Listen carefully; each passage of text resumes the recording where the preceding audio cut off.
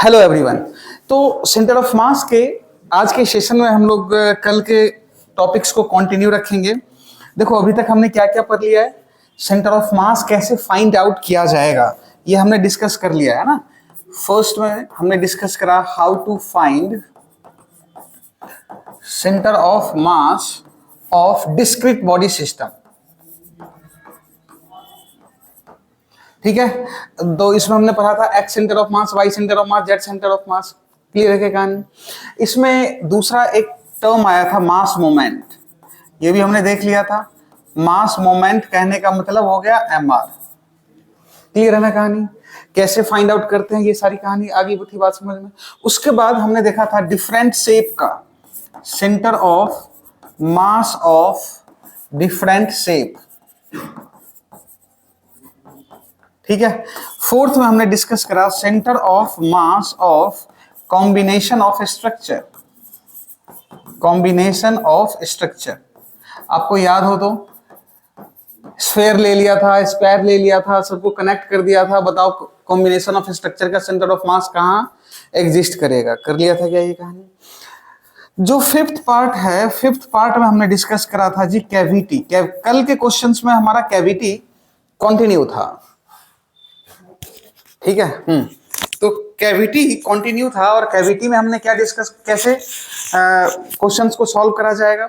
तो जी एक बड़ा सा कोई भी ऑब्जेक्ट है या स्फीयर है या रिंग नहीं है, मतलब डिस्क है, उसमें से कुछ पार्ट कट कर दिया जाए। तो here we develop a concept of negative mass. Actually it doesn't exist but we consider.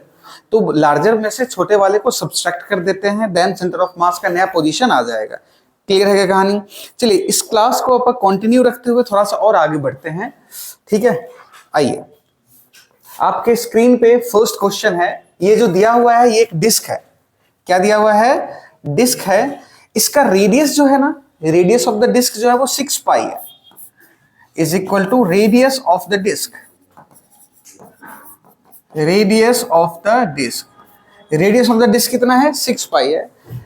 यहां इसके सेंटर से 8 सेंटीमीटर ऊपर, ठीक है, एक सर्कुलर पार्ट हमने कट कर दिया हैविंग रेडियस 2 सेंटीमीटर। कहां?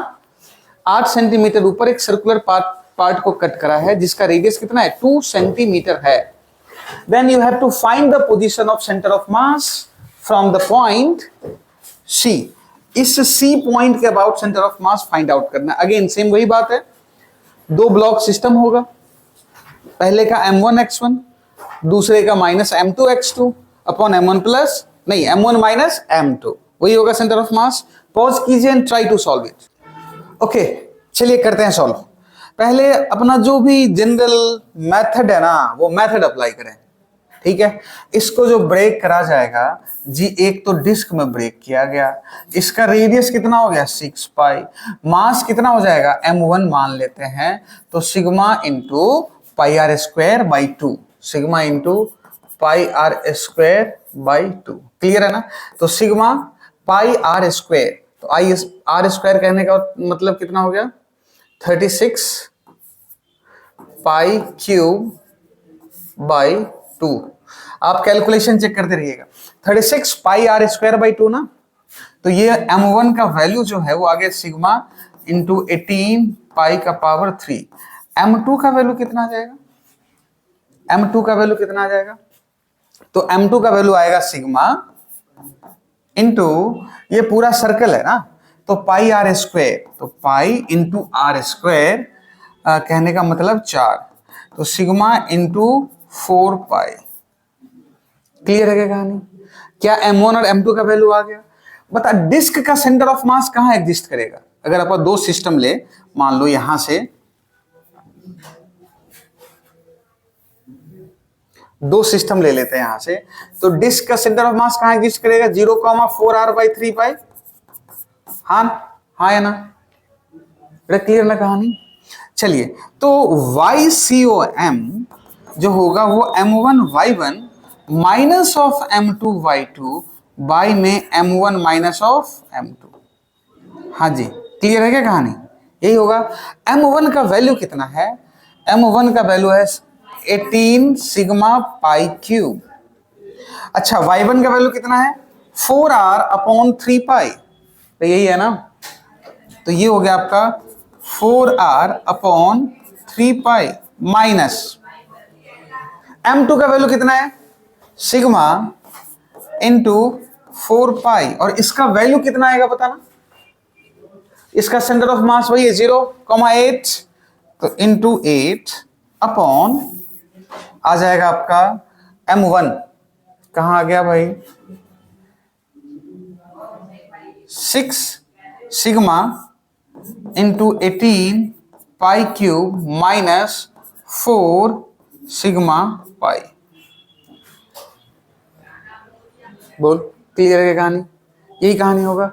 चलिए जी, अब सिग्मा सिग्मा की कहानी खत्म कर दें, अरे सिग्मा सिग्मा की कहानी खत्म कर दें, ठीक है।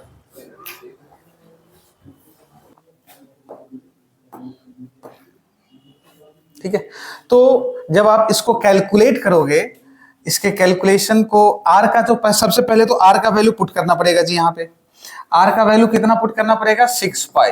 तो पहले एक बार ना पुट कर देते हैं, देखो 18 sigma pi 6 pi upon 3 pi minus sigma 4 pi into 8 upon sigma into 18 pi minus 4 sigma pi. अच्छा, सिग्मा से सिग्मा भी कैंसिल आउट हो जाएगा जी, सिग्मा से सिग्मा कैंसिल आउट हो गया, ठीक है। इसको जब आप कैलकुलेट करोगे तो आपका आंसर आ जाएगा। क्लियर करिए, कैलकुलेशन थोड़ा सा गंदा है। चलिए, दूसरा एक बच्चे ने बढ़िया अटेम्प्ट करा था, तो हम उसको भी कंसीडर करें। अगर सपोज करो, कैसे कंसीडर करा जाएगा, तो दोनों के मास का ही रिलेशन अपन पता कर लें, ठीक है। तो सपोज करो जो ये लार्जर वाला है, इसका मास अपन m ले लेते हैं, तो where m is equal to क्या हो जाएगा, सिग्मा, ये हमने कितना निकाला था, सिग्मा 18 पाई³ ना, सिग्मा 18 पाई³। अब जो स्मॉलर वाला है वो मान ले कि m डैश कितना आया था जी, सिग्मा इंटू 4 पाई। तो m dash by m sigma into 4 pi upon sigma into 18 पाई³, ये से ये कैंसिल आउट हो गया, और ये 2 9 पाई ये स्क्वायर, तो m डैश जो होगा m 2m by 9 pi square आ गया। अब ना ये दोनों का मास का रिलेशन आ गया जी हमारे पास। अब जैसे ही मास का रिलेशन आ गया, देन क्या होता है, YCOM is equal to m1 y1 minus of m2 y2 by m1 minus of m2। तो पहले का m1 तो m मान ले, और ये कितना हो गया 4r/3 पाई माइनस दूसरे का m2 कितना है 2m/9 पाई स्क्वायर, ठीक है। और y2 कितना है, y2 कितना हो गया जी आपका 8, क्लियर ना। अब आ जाओ, बाई m माइनस दूसरे का m डैश कितना है 2m/9 पाई स्क्वायर। जब आप इसको सॉल्व करोगे, then again you will get the same answer. Clear है, आगे बात समझ में क्या। देखो, मोरल ऑफ द स्टोरी ये है कि तुम्हें ना प्रोसीड कैसे करना है जी, और प्रोसीड करने का बड़ा सिंपल सा वे है। एक बड़े वाले को ले मान लो, रेफरेंस मान लो, उसका सेंटर ऑफ मास अपने को पता है, तो दूसरे का भी पता है, ठीक है। तो मास का रिलेशन निकाल लो, मास का रिलेशन निकाल लो, देन अगेन m1 y1 या x1 जो भी है माइनस m2 y2 पुट कीजिएगा, you will get the same result. तो इसका जो है करीब आंसर जो है 9 पाई स्क्वायर तो कैंसिल आउट ही हो जाएगा, m कैंसिल आउट हो गया, ये आ जाएगा यहाँ पे 3 पाई। सॉल्व करोगे तो अप्रोक्सीमेट 8 आ जाएगा आंसर। डन ना, ठीक है। चलिए, come to the next question. Question में क्या कह रहा है कि from a circle of radius a an isosceles right angle triangle with the hypotenuse as the diameter. चलिए जी, सर्कल है ना, डायमीटर क्या है आपका, ये राइट एंगल ट्रायंगल, ये बनाया जी 90 डिग्री, ठीक है। और रेडियस कितना दिया, ये मान लो कि जी ओ सेंटर है, तो ये रेडियस ए दे दिया और ये भी ए दे दिया। is removed, then the distance of center of mass of the remaining position from the center of the circle.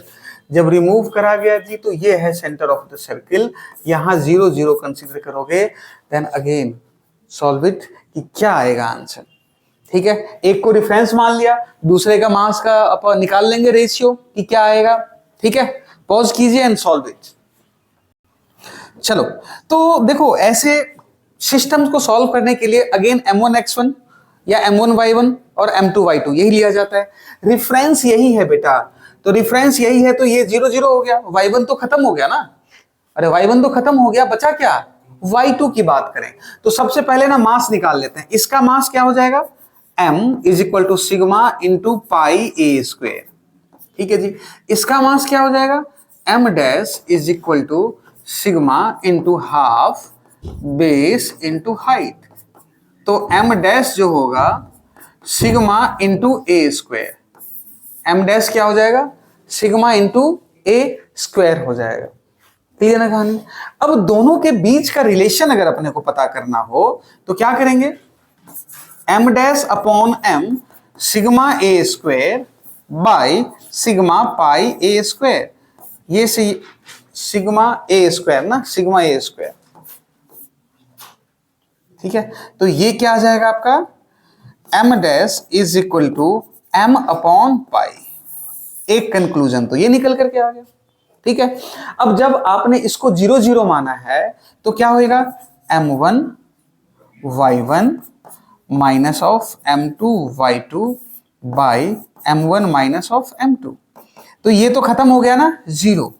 दूसरे का मास कितना है, m बाई पाई। अच्छा, इसका सेंटर ऑफ मास कहां एग्जिस्ट करेगा, सेंटर ऑफ मास कहां एग्जिस्ट करेगा, तो इसका सेंटर ऑफ मास y कहां पे एग्जिस्ट करेगा, कहां पे, ट्रायंगल कहां एग्जिस्ट करेगा, 0,0 पे क्यों करेगा बेटे, ये तो यहां है, ये एक ट्रायंगल है, इसका सेंटर ऑफ मास कहां एग्जिस्ट करेगा, इसके सेंट्रोइड पे, और सेंट्रोइड कहां होएगा, h/3। क्लियर है ना। तो ये कितना हो जाएगा, a/3 बाई m माइनस ये क्या हो गया, m अपॉन पाई। डन ना। अब बता आंसर क्या आ जाएगा निकल करके,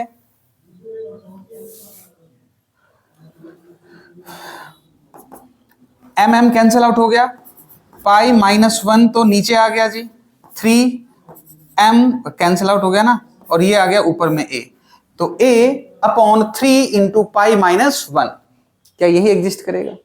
तो कोई खास बात नहीं है, अगर तुम्हें सेंटर ऑफ मास जो हमने पढ़ा था ट्रायंगुलर प्लेट का, सॉलिड कोन का, hemisphere, solid hemisphere, hollow hemisphere, ये सब नहीं पता होगा तो सॉल्व नहीं हो सकता जी, तो ये याद होना चाहिए। ठीक है जी, come to the next question. ये आपको एक रेक्टेंगुलर शेप में दिख रहा है ना। आपको क्या करना है कि इसका लेंथ दिया हुआ है बेटे a, विड्थ दिया हुआ है b, ये पार्ट कट करके हटा दिया तो सेंटर ऑफ मास का पोजीशन चेंज होगा। अगेन बताओ कि कहां जाएगा सेंटर ऑफ मास। ठीक है, पॉज कीजिए एंड सॉल्व इट। ओके, तो कैसे सॉल्व करा जाएगा ऐसे क्वेश्चन, देखिएगा जो अपना नॉर्मल सा स्टेप है। सबसे पहले रेफरेंस पॉइंट, तो जी रेफरेंस पॉइंट ये है, तो इस बड़े वाले का सेंटर ऑफ मास कहां एग्जिस्ट करेगा, बड़े वाले का सेंटर ऑफ मास कहां एग्जिस्ट करेगा, रेक्टेंगल का, तो जहां उसका सेंटर होगा जी, तो जहां ये आधे ये वाला पार्ट जो होगा उसका कितना हो गया, a/2, और b ये क्या हो गया आपका, b/2। क्लियर है क्या कहानी। ठीक है, तो पहले फर्स्ट का मास अगर लिखा जाए तो सिग्मा इंटू एरिया, क्या यही होगा। ठीक है, दूसरे का m डैश लिखा जाए तो सिग्मा इंटू एरिया, तो एरिया कितना हो गया, a/2 इंटू b/2, तो ये हो गया सिग्मा इंटू ab/4, तो m डैश जो होगा वो m/4 आ गया निकल करके। रेफरेंस पॉइंट ये है, ऑब्वियसली ये लिया गया है, तो आपका m1x1, मैं अगर x सेंटर ऑफ मास की बात करें तो m1x1 minus of m2x2 bye में m1 माइनस ऑफ m2। ठीक है, तो ये ले ले m, और x1 का वैल्यू कितना आ गया, a/2 माइनस m/4। x2 का वैल्यू देखो, ये क्या हो जाएगा यहां से यहां तक a/4, और ये कितना है जी a/2, तो टोटल कितना हो गया x का वैल्यू 2, 3a/4। क्लियर ना? तो ये कितना आ गया 3a/4 by m minus of m/4। Clear क्या? अब थोड़ा सा इसको सॉल्व करते हैं जी। तो ये कितना आ गया 16, ये कितना आ गया 16 ना, 2 8, m कैंसिल आउट, तो कितना हो गया 8a minus 3a by 16 upon, ये कितना आ गया आपका 4m minus m, 3m, 3m, 3 cancel ना, तो 3/4। ठीक है, तो ये कितना आ गया 5a/12। चार चार से इसको कट करोगे ना जी, ये तो नीचे आएगा 5a/12। अब 5a/12 आगे निकालने की जरूरत ही नहीं है जी। वाई सेंटर ऑफ मास भी कहाँ एग्जिस्ट करेगा, वहीं पे एग्जिस्ट करेगा 5b/12 पे। क्लियर है? तो XCOM आ गया 5a/12, तो YCOM क्या आ जाएगा 5b/12। क्लियर क्या कहानी? डन ना? चलिए कम टू द नेक्स्ट। अब बताइए, क्वेश्चन टफ तो नहीं था। एलिमेंट्री अप्रोच कहां से निकालना है, जहां से निकालना है तो पहले मास का बता दो रिलेशन, दूसरा उसका सेंटर ऑफ मास कहां एग्जिस्ट करेगा वो बता दो, then m1x1 plus m2x2 upon m1 plus m2। चलिए जी नेक्स्ट क्वेश्चन। ये दिख रहा है एल शेप का, ये लेमिना आपको दिख रहा है, इसका सेंटर ऑफ मास का पोजीशन बताना है। मास दे दिया जी 4 kg, मास क्या दे दिया है 4 kg, है ना। Try to solve it, pause your screen and solve it. चलिए देखते हैं, करते हैं सॉल्व। देखो आप अपने अकॉर्डिंग सॉल्व कर सकते हो जी, अपना अपना मेथड। मैं दोनों मेथड यूज करूंगा अभी, समझिएगा। मैंने ना जी रेफरेंस ले लिया इसको, ठीक है, ये 0 0 हो गया, और मैं क्या मानूं, 2 सेगमेंट मान लेता हूं, एक ये मान लेता हूं, दूसरा ये मान लेता हूं। पहले वाले का एरिया की अगर बात करें, पहले वाले का एरिया की बात करें तो 1 × 3 हो गया, और दूसरे वाले का एरिया की बात करेंगे तो 1 × 1 हो जाएगा 1 मीटर स्क्वायर, और ये हो गया 3 मीटर स्क्वायर। ठीक है, अब टोटल मास जो दिया हुआ वो 4 kg है, तो मास दोनों का अलग अलग होगा, हाँ है ना, मास दोनों का तो अलग अलग होगा ना। तो अगर 3 मीटर स्क्वायर है तो इसका मास 3 kg और इसका मास 1 kg। मानते हो कि नहीं मानते भाई? अब अगर मैं पहले वाले का, इसी फर्स्ट का x1 और y1 निकाल लूं, कहां एग्जिस्ट करेगा x1, 1 है ना पूरा आधा पे, और y1 कहां एग्जिस्ट करेगा जी 1.5 पे। क्लियर क्या? ये x2 और y2, x2 कहां एग्जिस्ट करेगा जी, ये 1 है और ये टोटल भी 1 है, तो ये एग्जिस्ट करेगा 1.5। y2 कहां एग्जिस्ट करेगा बताओ, y2 ये कितना है जी 2, और ये 2 3 1, तो 1 का आधा 1.5, तो ये कितना हो गया 2.5। डन ना?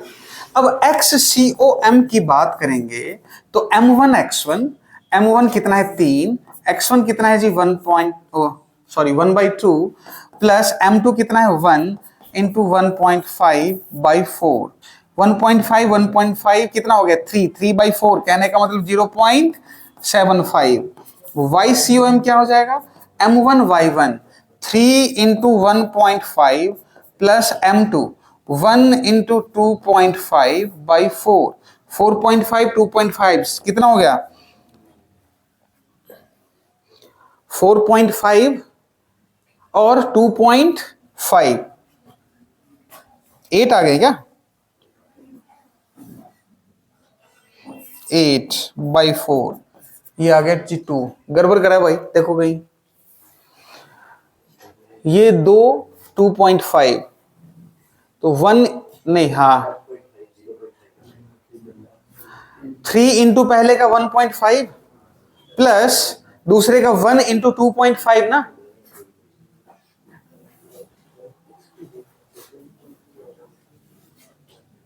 तो 1 इंटू 2.5 कितना हो जाएगा 2। तो आंसर तो नहीं मैच करा एक बार। अरे ये कैलकुलेशन एरर, ये थोड़ी होएगा। 7/4 एग्जिस्ट करेगा ना, 7/4, तो 7/4 कितना आ जाएगा 1.75। Then this should be the answer. चलो कोई बच्चा ऐसे भी सॉल्व कर सकता है, ये आपका होमवर्क रहेगा। पूरा एक लेमना मान लो जी, रेक्टेंगुलर, उसमें से ये पार्ट कट करके हटा दिया। क्लियर क्या कहानी? चलिए नेक्स्ट क्वेश्चन। अब देखो ये ना थोड़ा सा हटके क्वेश्चन है। हटके कहने का मतलब अभी तक हम लोग डिस्कस कर रहे थे कैविटी प्रॉब्लम्स, है ना, कि कैविटी का सेंटर ऑफ मास कैसे फाइंड आउट किया जाएगा जब कट करके हटा दिया गया। तो अब ये लीनियर मास डेंसिटी के फॉर्म में है और कुछ नहीं है, नॉर्मल सा मैथमेटिक्स है, ठीक है, और सॉल्व करना है जी, कैसे सॉल्व किया जाएगा। ठीक है, ये एग्जिस्ट कर रहा है एक्स में, तो एक्स COM ही एग्जिस्ट करेगा। Integration of dm into X by integration of dm, तो dm की जगह पे क्या हो जाएगा lambda into dx into X by integration of lambda into dx। अब लेमडा की जगह पे क्या लिखोगे, a plus B X square by L square into X into D X by a plus B X square by L square into D X. Integrate कहां से कहां तक, 0 से लेकर के l तक। पूछा हुआ क्वेश्चन है, बहुत ही सिंपल, बस ऐसे ही डरावना सा लग रहा है देखने में। क्लियर है क्या? ये लीनियर मास डेंसिटी पे बेस्ड है। क्लियर है? चलिए नेक्स्ट। नेक्स्ट देखो, अच्छा प्रॉब्लम है, थोड़ा सा समझिएगा। The position vector of centre of mass R of an asymmetric uniform bar of negligible area और क्रॉस सेक्शन। ठीक है जी, देखो एक बार तो ये है, एक ये है, एक क्या हो गया आपका ये है, दूसरा क्या है ये दिया हुआ है, सब अलग अलग रखा हुआ है और सबका आपको निकालना है क्या, सेंटर ऑफ मास। अच्छा टोटल सेंटर ऑफ मास निकालने के लिए तुम्हें क्या चाहिए, जिस टाइप से ये रखा हुआ है तुम इसका पोजीशन तो बता दोगे, मास भी तो चाहिए। अब सोच कि ये जो है ना यहां से यहां तक ना 2l लेंथ है, मास आप एक बार कंसीडर करेंगे, मानेंगे, डन ना। और ये यहां से यहां तक कितना l लेंथ है और ये यहां से यहां तक l लेंथ है, तो इसका मास मैं m मान लू, इसका मास m मान लू, तो क्या इसका मास 2m हो जाएगा। अरे आई बात समझ में क्या? चलिए ये रेफरेंस पॉइंट 0 की बात कर लेते हैं, ठीक है। तो 2m मास का कोऑर्डिनेट कहां होगा ये बता दो, 2m मास का कोऑर्डिनेट क्या होगा। x कोऑर्डिनेट की बात करेंगे तो क्या होगा l/2, 2m मास का ना ये, अच्छा ये यहां से यहां तक 2l है तो l आएगा जी, बिल्कुल सही जवाब। अरे टोटल तो 2l है ना, तो l आएगा जी। अच्छा y कोऑर्डिनेट कहां एग्जिस्ट करेगा, y कोऑर्डिनेट कहां, ये 2m मास की बात कर रहा हूं मैं, तो 2m तो ये तो यही एग्जिस्ट करेगा ना, तो y जो होगा इसका l/2 क्यों होगा, l ही तो होगा। बहुत अच्छे। अच्छा अब ये वाले m मास की बात कर रहा हूं मैं, ये डाल दो फर्स्ट, ये सेकेंड और this one is the third. अपन बात कर रहे हैं फर्स्ट हो गया, सेकेंड, m मास का। बताना सेंटर ऑफ मास कहां एग्जिस्ट करेगा, x कहां एग्जिस्ट करेगा, x कहां एग्जिस्ट करेगा फटाफट। अरे इसका सेंटर ऑफ मास तो कुछ यहां होगा ना, तो x का डिस्टेंस कितना है 2l और y का डिस्टेंस, क्लियर है क्या कहानी। चलिए जी थर्ड केस, इसका m सेंटर ऑफ मास कहां एग्जिस्ट करेगा, ये 2l और ये l/2 कितना हो गया 5l/2 और y सेंटर ऑफ मास तो 0। क्या सबका कोऑर्डिनेट अपने को पता चल गया, और सबका कोऑर्डिनेट पता चल गया तो क्या आप पुट करके सबका सेंटर ऑफ मास निकाल सकते हैं, बोल हाँ या ना, देन ना। अगर x COM अपने को पता करना हो तो 2m into l plus m into 2l plus m into 5l/2 by total mass कितना हो गया 2 3 4 4m, ये हो गया जी आई कैप। और YCOM अगर अपने को पता करना हो देन क्या हो गया आपका 2m into L plus m into L by 2 plus 0/4 ये हो गया जी J का। देखो अभी तक जितनी भी क्लास करा है हमने centre of mass find out करने का मेजर टास्क यही है the relation between the mass and the position of their centre of mass coordinates. इसके अलावा तो सिंपल सा एक ही चीज है जो अपन अगेन कर रहे हैं। क्लियर है क्या कहानी? चलिए अब इसके बाद वाला जो पार्ट आता है आपका motion of the centre of मास वो हम लोग नेक्स्ट में स्टार्ट करेंगे। वेरी इंटरेस्टिंग और मजेदार टॉपिक है। Thank you.